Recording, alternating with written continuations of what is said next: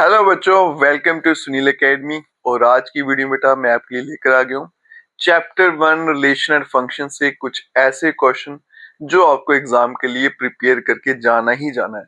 इनको हम किसी भी कीमत पे बेटा छोड़ नहीं सकते। और जिन बच्चों ने ये चैप्टर नहीं किया है वो ये 2-4 क्वेश्चन अच्छे से कर लें। एग्जाम में इनमें से क्वेश्चन बहुत बार पूछा भी जाता है।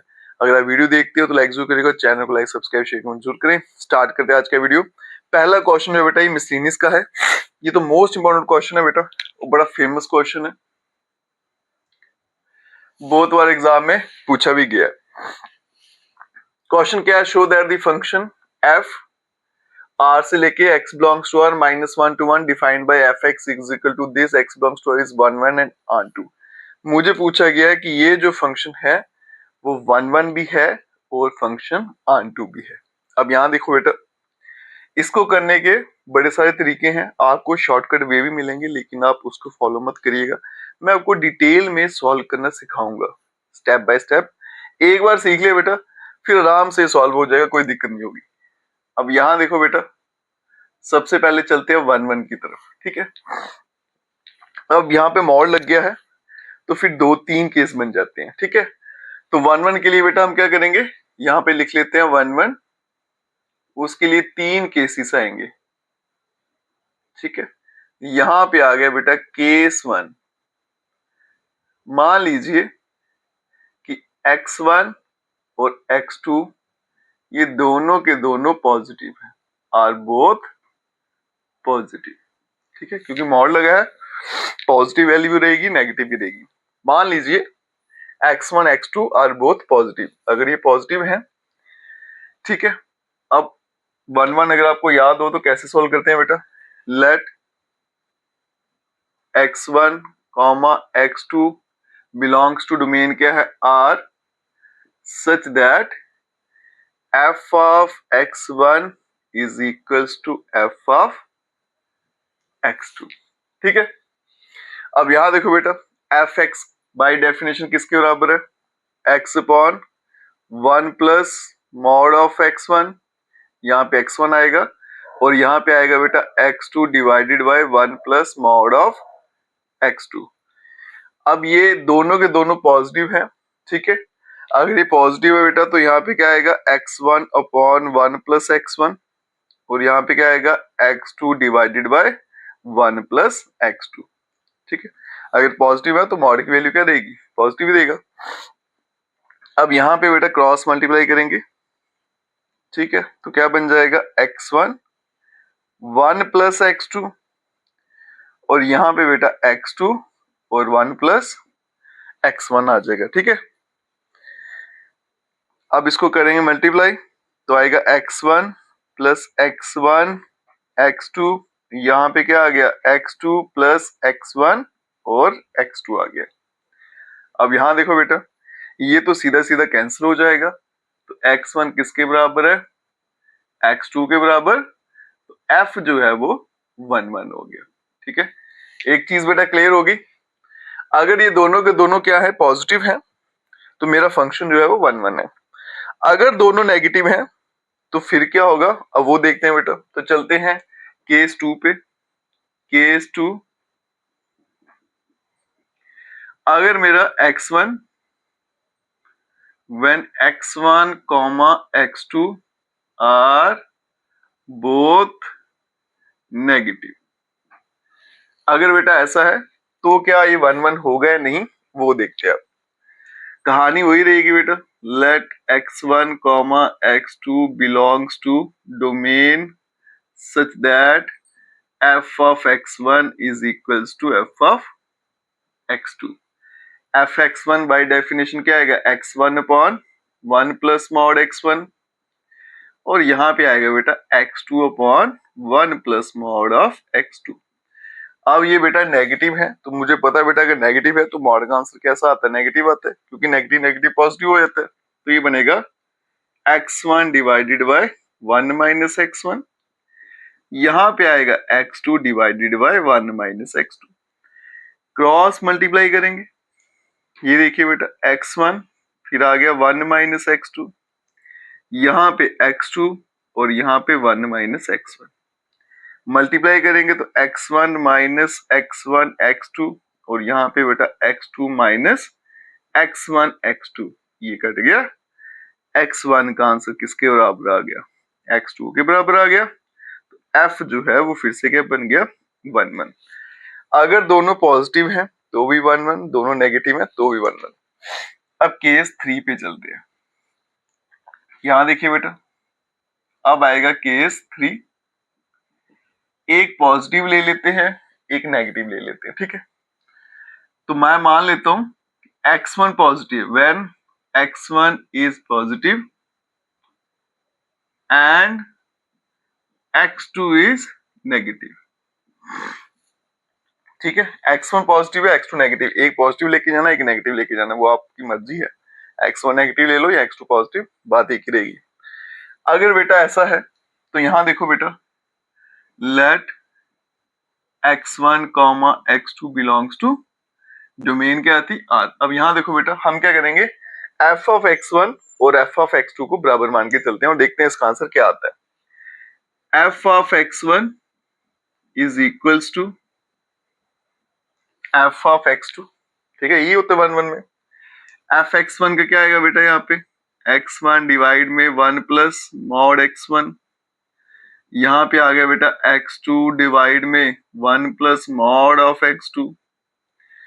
x1 तो पॉजिटिव है, x2 नेगेटिव है, तो यहाँ पे बनेगा बेटा x1 डिवाइड में 1 प्लस x1, और यहाँ पे बनेगा x2 और 1 माइनस x2, क्योंकि x2 मेरे पास क्या था, नेगेटिव था बेटा। क्रॉस मल्टीप्लाई करते हैं, ठीक है। अब यहाँ देखो क्या बनेगा बेटा, x1 1 माइनस x2, और ये आ गया x2 और 1 प्लस x1। मल्टीप्लाई करेंगे तो x1 माइनस x1 x2, यहाँ पे x2 और यहाँ पे x1 x2, ठीक है। अब यहाँ देखो बेटा, इसे मैं यहाँ भेज देता हूँ और इसे यहाँ ले आता हूँ, तो ये बनेगा बेटा x1 minus x2 is equals to 2 time x1 x2, वहां जाके x1 x2 हो जाएगा बेटा, माइनस है तो वहां जाके प्लस का हो जाएगा, तो 2 टाइम हो गया। अब यहाँ देखो बेटा, यहाँ से क्या सीखने को मिलता है वो देखिएगा। x1 मेरे पास पॉजिटिव है और x2 जो है मेरे पास नेगेटिव है, ठीक है। तो ये पॉसिबल नहीं है, वो उसका रीजन क्या अभी बताता हूँ। Which is not possible, which is not possible. अब ये पॉसिबल नहीं है बेटा, क्यों नहीं है? क्योंकि x1 मेरे पास पॉजिटिव है, ठीक है, x2 नेगेटिव है, तो नेगेटिव नेगेटिव क्या हो जाएगा, पॉजिटिव, है ना। तो मतलब लेफ्ट हैंड साइड जो है वो आपकी पॉजिटिव है, वेयर एज जबकि राइट हैंड साइड, ये सॉरी यहाँ पे x1 x2 होगा, ठीक है। जबकि ये जो राइट साइड है, यहाँ पे x1 है x2 भी है, x1 क्या पॉजिटिव, x2 क्या नेगेटिव, तो प्लस माइनस मुझे पता क्या होता है, माइनस होता है, whereas right hand side is negative. अब ये वाली जो इक्वेशन है बेटा, इसका आंसर पॉजिटिव आ रहा है, इसका नेगेटिव आ रहा है, तो बराबर हो ही नहीं सकते। तो इसका मतलब x1 जो है वो x2 के बराबर अगर नहीं है, which implies f of x1 is not equals to f of x2। अगर x1 x2 के बराबर नहीं है तो f of x1 जो है वो f of x2 के बराबर नहीं आ रहा, ठीक है। इसका मतलब f is 1 1। यही कंडीशन थी बेटा, अगर x1 x2 के बराबर है, दोनों बराबर होना चाहिए। अगर x1 x2 के बराबर नहीं है तो ये दोनों बराबर नहीं है, तो इसका मतलब यहाँ पे भी f जो है वो 1 1 है। तो ओवरऑल देखा जाए बेटा, तो तीनों केस में f आपका 1 1 रहेगा ही रहेगा। अब चलते हैं बेटा आंटू पे। बड़ा इंटरेस्टिंग सा पार्ट है बेटा आंटू वाला, और बच्चे इसमें बड़ा फंसते हैं। इसको भी हम 2 केसेस से बेटा सॉल्व करेंगे, और ये क्वेश्चन एग्जाम में अगर आया ना तो पूरे के पूरे 5 मार्क्स आपको देकर जाएगा। इसको तो बेटा किसी भी कीमत पे आपने छोड़ना नहीं है, जो मर्जी हो जाए।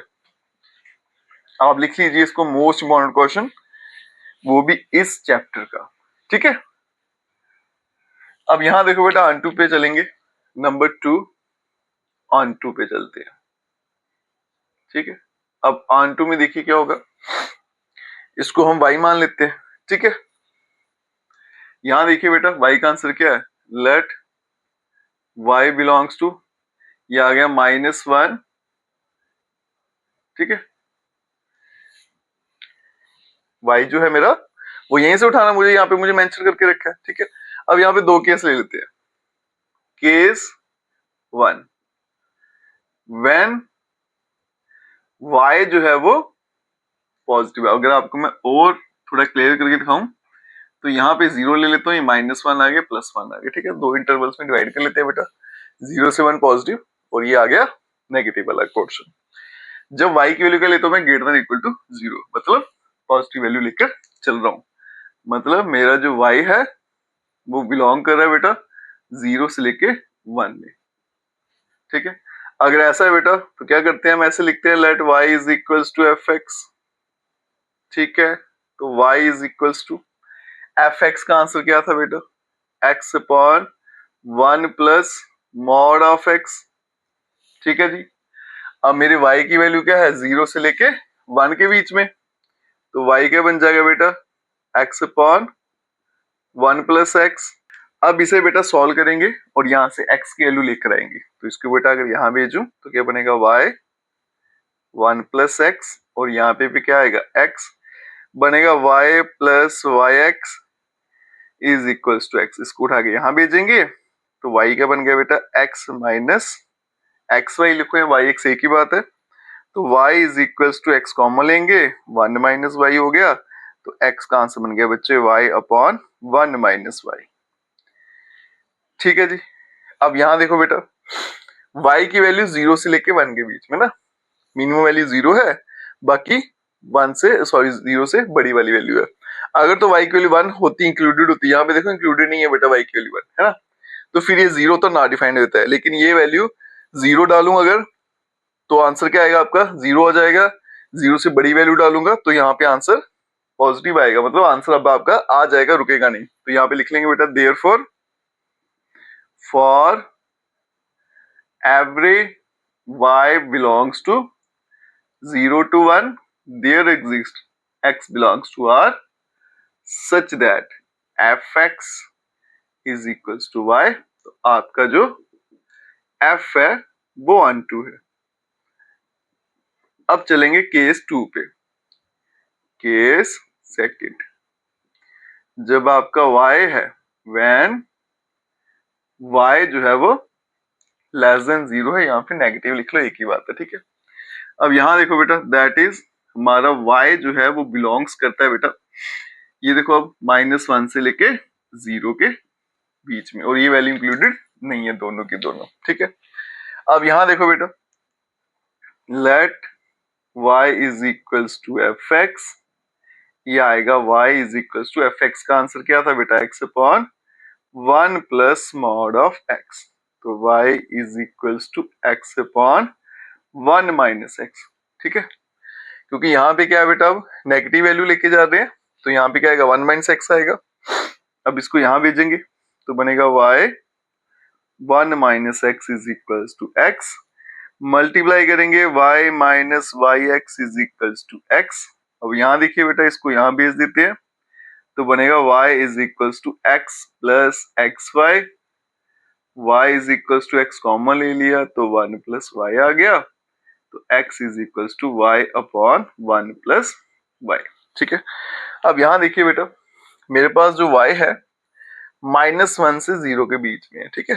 तो अगर ये -1 के बराबर होता तो ये नॉट डिफाइंड होता, आंसर रुक जाता, लेकिन ये -1 इंक्लूडेड इसमें नहीं है, तो कोई भी वैल्यू यहाँ पे डालो तो आपको आराम से आंसर मिल जाएगा, ठीक है, चाहे नेगेटिव मिले, आंसर मिल रहा है यहाँ पे। तो हम यहाँ पे लिखेंगे बेटा therefore for every y belongs to -1 to 0 there exists x belongs to domain, या फिर आ लिखिए such that fx is equals to y therefore f is onto।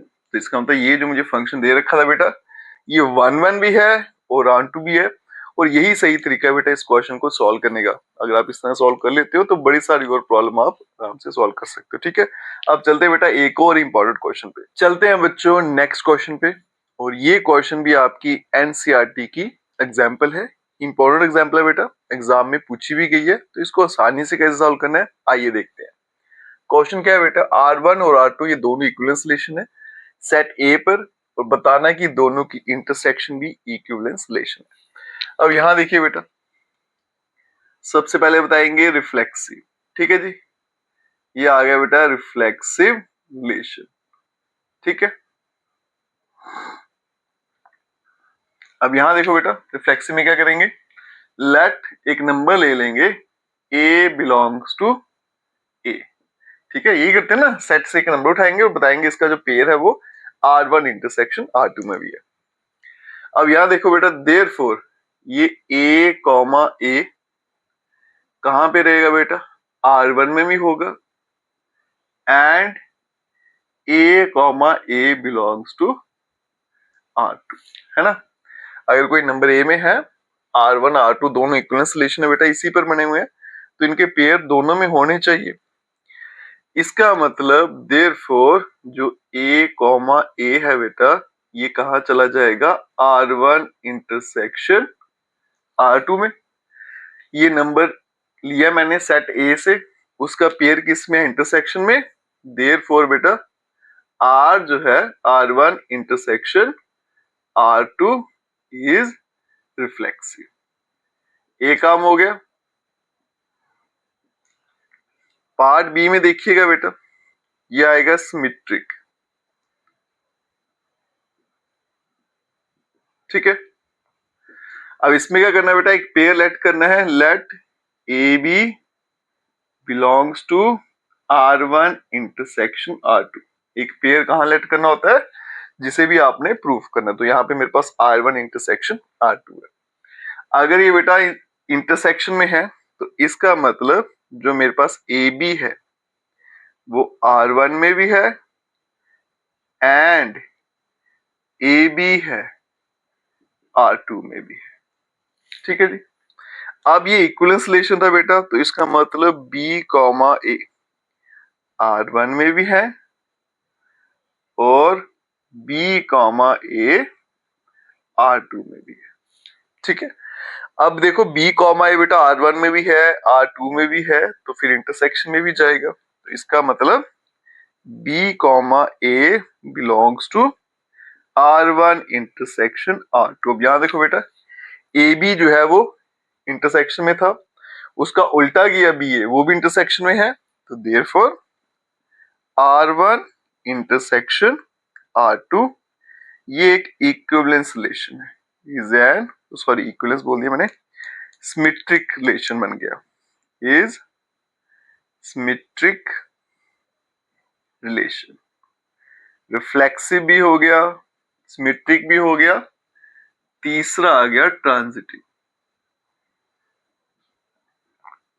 अब इसमें क्या करना होता है, मुझे दो पेयर लेने होते हैं, ठीक है, एक ए बी ले लेते हैं और दूसरा बी सी ले लेते हैं, ठीक है। अब यहां देखो बेटा let A B comma B C belongs to R1 intersection R2। अब देखो बेटा ये इंटरसेक्शन में अगर, तो देयरफॉर ये जो A B comma B C जो है R1 में भी होगा and A B comma B C R2 में भी होगा। अब देखो बेटा ये तो इक्विवेलेंस रिलेशन था R1, तो अगर ऐसा R1 में है तो इसका मतलब AC जो है वो R1 में भी है एंड AC जो है वो R2 में भी है। अगर ऐसा पॉसिबल है तो इसका मतलब AC जो है बेटा वो दोनों की इंटरसेक्शन में भी चला जाएगा, ठीक है। तो इसका मतलब R1 intersection R2 is transitive. अब यहां देखो बेटा R1 इंटरसेक्शन R2 जो है रिफ्लेक्सिव भी है, सिमेट्रिक भी है, ट्रांजिटिव भी है, इसका मतलब ये इक्विवेलेंस रिलेशन है, इज एन इक्विवेलेंस रिलेशन, ठीक है जी। तो आज की वीडियो में बेटा हमने दो क्वेश्चन किए चैप्टर 1 से, जो आपको किसी भी हाल में आने चाहिए और एग्जाम में पूछे भी जाते हैं।